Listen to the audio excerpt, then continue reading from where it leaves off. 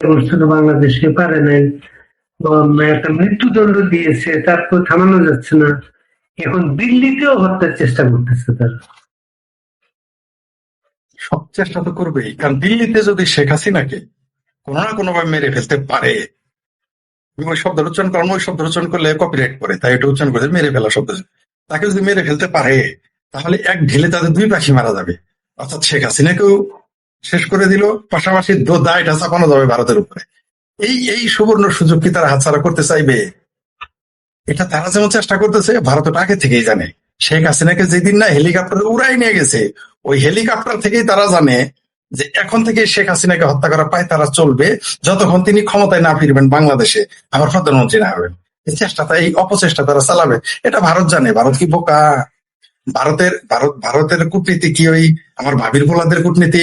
ভারতের কূটনীতি কি ওই বিহারিস্তান পাকিস্তানের কূটনীতি? ওরা তো জানে, ভারত খুব ভালো করেই জানে যে শেখ হাসিনাকে যে কোনো মূল্যে হত্যা করার পায় তারা করবে। আর ভারতের ভিতরে তো প্রচুর পেয়ারা পাকিস্তানি আছে, তাদের নিজের দেশের কিছু পাকিস্তানি আছে। বাংলাদেশ থেকে জঙ্গিরা যাবে, ভিন্ন ভিন্ন দেশের গোয়েন্দা সংস্থারা যাবে তাকে মেরে ফেলতে, কারণ তাকে মেরে ফেলতে পারলেই ভারতের গায়ে দোষটা চাপাই দেওয়া যাবে। এর চেয়ে একশো সুবর্ণ সুযোগ তো নাই। বলবে যে এত পাহাড়ের ভিতরে কিভাবে মারা গেল, এটা বলে তার উপরে চাপিয়ে দেবে। চেষ্টা তো তারা করবে। আর এটা ভারতের গোয়েন্দা সংস্থাও জানে, শেখ হাসিনাও জানে, ভারত সরকারও জানে, সারা পৃথিবী জানে যে এটা চেষ্টা চলবে। কিন্তু অত নালী আদেশের না, এত সস্তা না। তারপরেও বলি, যদি তারপরেও কেউ শেখ হাসিনাকে মেরে ফেলার চেষ্টা করে এবং তারা সফল হয়, তাদের উদ্দেশ্য বলতে চাই, অত নালী আদেশের না। শেখ হাসিনা কেন, শেখ রেহানাকেও যদি মেরে ফেলো, তারপরেও এই বাংলাদেশ আওয়ামী লীগকে ক্ষমতায় আসা তোমরা ঠেকাইতে পারবে না, কোনো কালেই পারবে না। বরং বরং আগের চাইতে আওয়ামী লীগের সম্ভাবনা আরো বেড়ে গেছে। এখনো বলবেন যে শেখ হাসিনাও যদি মারা যায়, শেখ হাসিনাও যদি মারা যায় বা তাদের মেরে ফেলে কেমনি ক্ষমতায় আসবে, তাদের উদ্দেশ্যে বলতে চায় জয় তো স্ট্যান্ড বাই আছেই। সজীব আছে, জয় কিন্তু স্ট্যান্ড বাই আছে। আচ্ছা, তারপরেও যদি তোমরা চিন্তা করে থাকো, তারপরে বলে দেই, মৃত বঙ্গবন্ধু অনেক শক্তিশালী জীবিত বঙ্গবন্ধুর সাথে। আরো পরিষ্কার করে বলি, জীবিত বঙ্গবন্ধুর সাথে মৃত বঙ্গবন্ধু শেখ মুজিবুর রহমান অনেক অনেক অনেক অনেক বেশি শক্তিশালী। তার জন্য তোমরা এই 2026 ওয়াইসে নিষিদ্ধ করো, আওয়ামী লীগ নিষিদ্ধ করো, ছাত্রলীগ নিষিদ্ধ করো, তাদের মারো, পিটো, কাটো, জয় বাংলা স্লোগান দিলে জেলে দাও, তারপরেও তোমরা পারতেছো না শেষে সেনাবাহিনী দিয়ে তোমাদের রক্ষা করতে হয়। তার মানে কি? তার মানে বঙ্গবন্ধু আসলেই শক্তিশালী, জীবিত হওয়ার চেয়ে বেশি শক্তিশালী মৃত বঙ্গবন্ধু। তাই তোমরা কোনো অপচেষ্টা ঠেকাইতে পারবে না। বাংলাদেশ আওয়ামী লীগ বঙ্গবন্ধুর নামে এই দেশ শাসন আবার করবে, কেউ ঠেকাইতে পারবে না, কোনো ষড়যন্ত্র কাজ করবে না। সেই গাদ্দার আসিফ সার, আসিফ সারের গাদ্দারিকেও বাংলাদেশের জনগণ মনে রেখেছে। তিনি তো আর ইউনুসের মতো 85 বছর বয়সের না। পৃথিবীতে তাদের সাথে বাংলাদেশের জনগণের, বাংলাদেশের মুক্তিযুদ্ধের পক্ষের জনগণের মুখোমুখি তাকে হতেই হবে। তিনি পৃথিবীর যে জায়গায় যান না কেন। আমরা দেখেছি আমার ভাবির পোলাকে কিভাবে আন্ডা দিয়ে ঢেলাইছে আমেরিকা, আমরা দেখেছি। কিন্তু তো ক্ষমতায় থাকতে যদি আন্ডা দিয়ে ঢেলায়, যখন সেনাবাহিনী বেড়াকে ফিরে যাবে তারপরে কি দিয়ে ঢেলাবে সেটা সময় হলে বোঝা যায়। ঢিল দেওয়ার সময় পাবে না, পাবলিক পেটে পাড়াতে গোবারি করে ফেলবে, সেটা তো আমি বরাবরই বলে থাকি। এই আসিফ সারেরা এরা কিন্তু পালায় যাবে, নিশ্চিত থাকেন। এদের যখন এই তথাকথিত এই সরকারের পতন ঘটবে, এরা তো বুঝতে পারবে, কারণ জাহাজ ডুবার আগে ইন্দুর বান্দররা টের পায়, এরা পালিয়ে যাবে। দেখবেন এদের কি যদি থাকে দেশে কি পরিণতি হয়, আমরা নিজের চোখে দেখবো, স্বচক্ষে দেখবো। আমরা স্বচক্ষে দেখবো। যারা আমাদের বলে না যে তোমরা কেন আত্মগোপনে আসো, তোমরা কেন মাঠে নামো না, আমরা তখন বলবো আসো বাবা, আসো মাঠে আসো। আমরা বলবো এগুলো।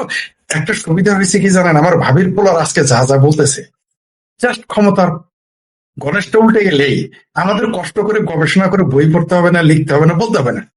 জাস্ট আসিফ সার কি বলেছিল, আমার ভাবির পোলা কি বলেছিল, রড মাজাহার কি বলেছিল, দৃক শহীদুল কি বলেছিল, আনু গ্যাং কি বলেছিল, কমরেড আনু বিহারি কি বলেছিল, বদরুদ্দিন ওমর কি বলেছিল, জামাত কি বলেছিল, হেফাজত কি বলেছিল, চামড়া নাইপির কে বলেছিল, বিএনপি কে বলেছিল।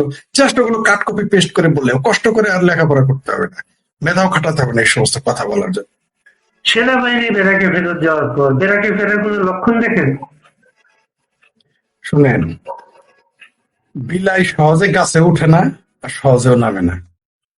এরা জনগণ ফেরাবে একে সেনাবাহিনী। শুনেন, বালুর চরে হাগা আর শ্বশুর বাড়ি খাওয়া আরামের জায়গায় কোনো ঘর জামাই ছাড়ে, তাকে ঘেটি ধরে সরানো হবে। এই ওয়াকার কি এমনি যাবে?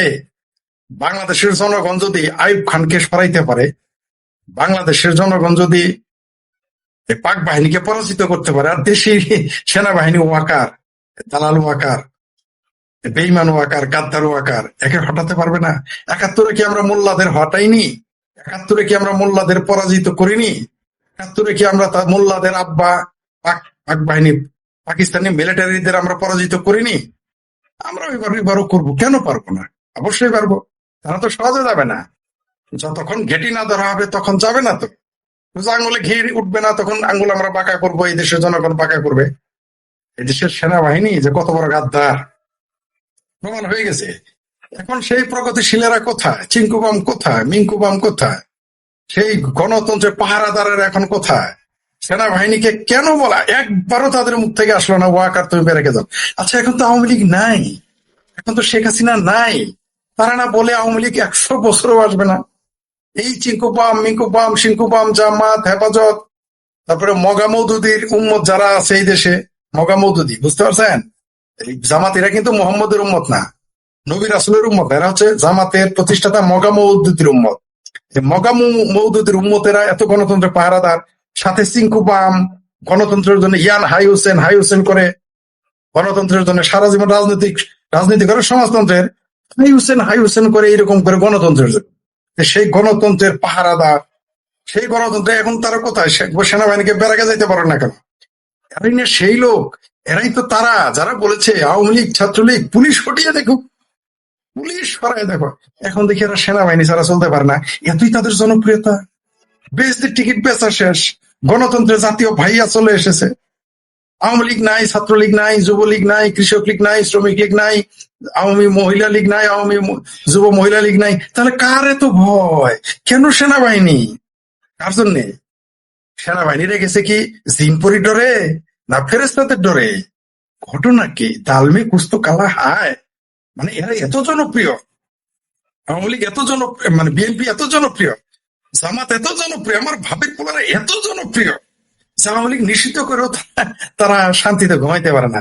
ছাত্রলীগ নিষিদ্ধ করে এরা না বলে সব পালিয়ে গেছে, পালানোর শক্তি আর কোনোদিন আসবে না, পরাজিত শক্তি আর পরাজিত পলাতক শক্তি আর কোনোদিন ক্ষমতায় ফেরে না। সেনাবাহিনী কেন? সেনাবাহিনী মানে হাত পা বেঁধে আপনি বলেন ফরিদ তুমি আমার সাথে সাঁতার দাও, এই দেখো আমি আব্দুল বারি কিভাবে আমি অস্ট্রেলিয়ার সুইমিং পুলে সাঁতার কাটি, তুমি ফরিদ তো পারো না, কিন্তু আমার হাত পা বেঁধে রেখেছে। হাত পাটা খুলে দেখেন না, আপনি তো সুইমিং পুলে সাঁতার, আমি তো যমুনা নদী পার হয়ে যাবো। তো বাংলাদেশে যারা বলতেছে হাত পা বেঁধে আওয়ামী লীগ সাঁতরাইতে জানে না, ঢাকার সুইমিং পুলে সাঁতরায়, তার পরিণতি কি হবে? বামেরা তো একবারও বলে না সেনাবাহিনী বেড়াকে, এন না বামেরা না তো সেনা বিরোধী, বামেরা না তো স্বৈরাচার বিরোধী, বামেরা না তো কি জলপাইরন বিরোধী, এখন বলে না কেন সেনাবাহিনী বেড়াকে কেন যায় না? কেন আমি শেখ ফরিদ সারাদিন আমাকে বলতে হয়? কেন বামের নেতা, বড় বড় নেতা, পাতি নেতা, খাতি নেতা, সাথী নেতা, বাম, চিঙ্কবাম, সিংকবাম, এগুলো বলে কেন? ও ভয় করে, এরা সব বিপ্লবী মহান নেতা।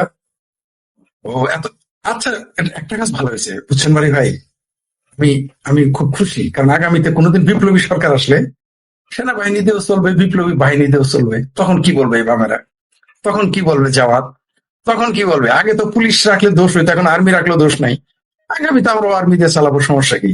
আর্মিদের আমাদের তো টেনশন করার কিছু নাই। আর্মি তুমি কার যখন যায়, আমার মোল্লা তুমি কার যখন যায়? আর্মিদের কিছু মিশন দিলে, আর এখন 2 বেলা খাবারের ব্যবস্থা করেছে শেখ হাসিনা, মাংস তখন 3 বেলা দিব আমরা। আর মোল্লাদের যে 500 টাকা দিতে 1000 টাকা দিব। কিন্তু এইবার সতর্ক থাকবো আমরা, এইবার আমরা চোখ কান খোলা রাখবো যাতে গাদ্দারি না করতে পারে মোল্লার মিলিটারি। আমরা তাদের উপরে আমরা চোখ রাখবো, তাদের বিশ্বাস করবো না, তাদের বলবো দোস্তি পাক্কা, খরচা আপনার। মৌলবী তুমি মসজিদেই থাকো। জি। আবার সেনাবাহিনী প্রসঙ্গ, আপনার সেই বিখ্যাত ভক্ত সৈকত হাসান লিখেছেন, বিএনপি কি মিলিটারি দিয়ে দেশ চালাতে যাচ্ছে?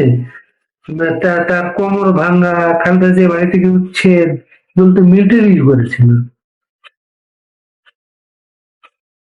শুনেন, মিলিটারি দিয়ে দেশ চালাতে চাচ্ছে না, মিলিটারি বিএনপি কে দেশ চালাচ্ছে। বিএনপি মিলিটারিতে দেশ চালাইতেছে না, জামাত মিলিটারিতে দেশ চালাইতেছে না। একটু ঘোরায় বলতে হবে, মিলিটারি বিএনপি জামাত আর আমার ভাবির পোলাদের দিয়ে দেশ চালাচ্ছে। কারণ তারা সরাসরি আসলে সমস্যা, আন্তর্জাতিক ভাবে তারা ওই যে তাদের তো, এদের ভয় কোথায় জানেন? শিক্ষাটা দিব আমি। আগামী 16ই ডিসেম্বরের আগে যদি এরা, মানে আর এই 16 ডিসেম্বর আগে যারা বেড়াকে ফিরে না যায়, এদের মিশন বাতিল করতে যা যা করতে আমরা তা করবো। এদের মিশন খায় চর্বি বেড়ে গেছে সেনাবাহিনীর, একটা পাখিও তো কোনোদিন মারে না। মিশন খায় খায় চর্বি পারছে না, চর্বি কিভাবে কমাতে হয় আমরা 16 ডিসেম্বর মধ্যে যদি এরা ফেরত না যাইবার আগে দেখার বিষয় আছে আমাদের। এই গাদ্দার মিলিটারিরা যদি ঘরে ফিরে না যায়, বিএনপি তো ফেরাবে না, আমরা কিভাবে ফেরার লাগে ফেরাবো? নির্বাচন তো দিতে চাই নাই, দিতে চেয়েছিল একটুও দিতে চাই নাই। নির্বাচনে যে কিভাবে কিভাবে আমরা আনাইছি এটা আমরা জানি, ঠিক আছে? এই সেনাবাহিনী বহু চেষ্টা করেছিল ইউনুসকে দিয়ে, যতদিন ইউনুস কাকু বেঁচে থাকে তার কাঁধে ভর করে এই দেশ শাসন করবে।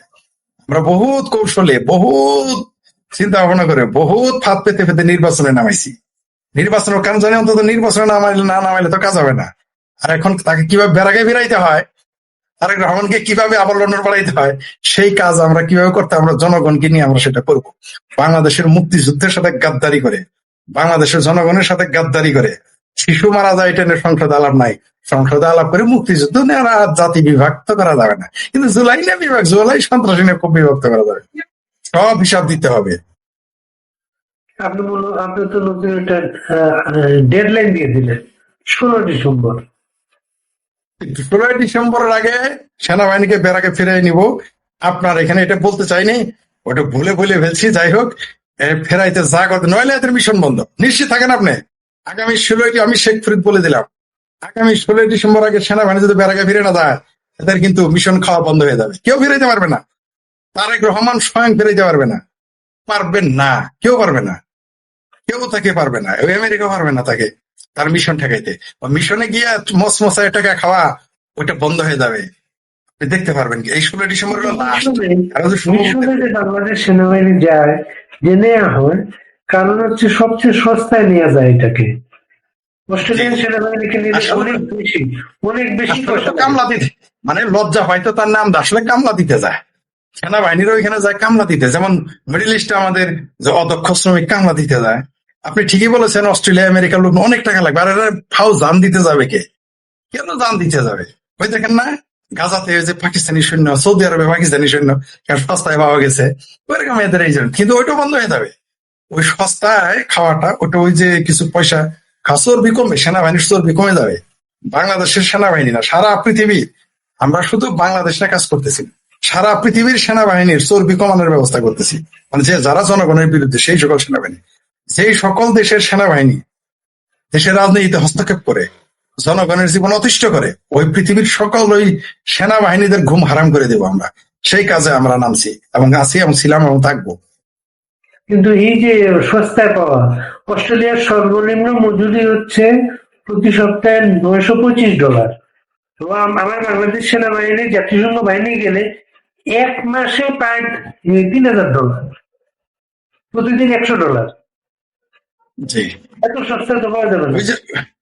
যে পাওয়া যাবে না তাতে না। আমরা ওই মিশনে যে সেনাবাহিনীর কামটা কি আপনি বলেন তো? সারা পৃথিবীতে আজ থেকে 20-25 বছর আগে হিসাব করা হয়েছিল, 20 বছর আগে নাকি 25 বছর আগে, যে পৃথিবীর 29% প্রত্যেক, মানে গড় 29% রাজস্ব, 29% খরচা এই সেনাবাহিনীর পক্ষে। সেনাবাহিনীকে দেওয়া কেন? কি কাজ এদের? কি কাজ? প্রোডাক্টিভ এরা কি দিয়েছে আমাদের?